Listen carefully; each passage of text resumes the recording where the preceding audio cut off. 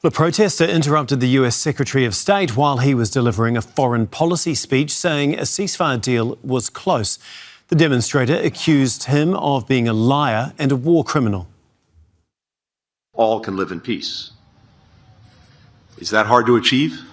Yes. This is not a conflict. Peace in the region always has been. For over 450 days, Israel has committed genocide against the Palestinian people. We have sent over $25 billion to Israel in the past year. That's $70 of all of our money. $70 that we are using to send weapons, send bombs, and genocide. Blinken, you lied on May 10th to Congress. You lied. ProPublica, look it up. May 10th. Well, for the latest, we're going to go to our White House correspondent, Kimberly Halkett. As well as that, Blinken has also outlined how Gaza could be run post-war. What else did he have to say?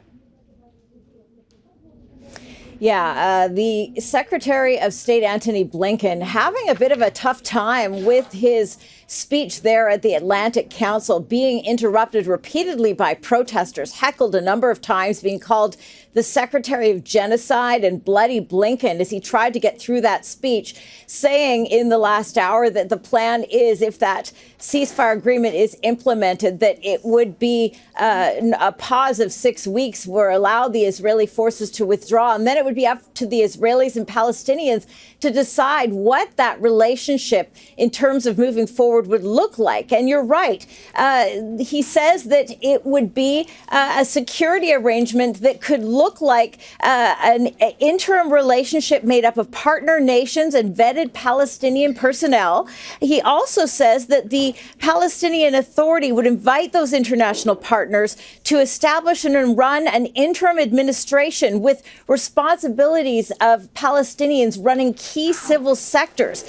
He goes on further, though, to criticize the Palestinian Authority, including Mahmoud Abbas, for not being strong enough in the condemnation of what occurred on October 7th, specifically accusing him of anti-Semitism for not condemning the actions of Hamas strongly enough. And he also had harsh words for the Israelis, saying that they should abandon the illusion they can enforce a de facto annexation, and that they should really rethink if they want to move forward with their economy, given the fact it's already taken some hits, the fact that they are being bogged down in this war on Gaza and the economic consequences. And finally, there was also some tough talk for Hamas as well, saying that they have, or rather not tough talk for Hamas, but sort of warning to the rest of the world about the dangers of Hamas, given the fact that even as Israel has tried to eliminate Hamas as an organization, it has recruited almost as many new militants as it has lost. So really outlining the complexities of the challenges, but also recognizing that it is time to move forward and the realities that all sides face. And of course, there's been a lot of discussion about the timing of any potential ceasefire deal.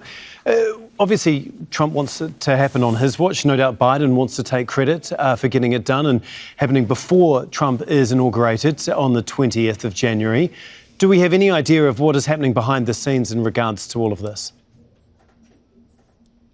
Well, what we know is that we've got this unique window where in Washington, when sides don't normally talk to one another and get along, they're forced to talk to one another and get along. Democrats and Republicans, Biden administration and Trump administration, because what we have is a president, Joe Biden, who is trying to see this agreement across the finish line, part of his legacy, but also Donald Trump, President-elect Trump, trying to also claim this as part of his administration's achievements, and also the fact that it would be his administration that, if this is implemented in terms of a halt in Israel's war in Gaza and the fighting, that he would be responsible for seeing that implementation and seeing that it sticks. So there is a need for, in these final discussions, as these words are laid down on paper, that they are all involved in not only the negotiations, but the implementation.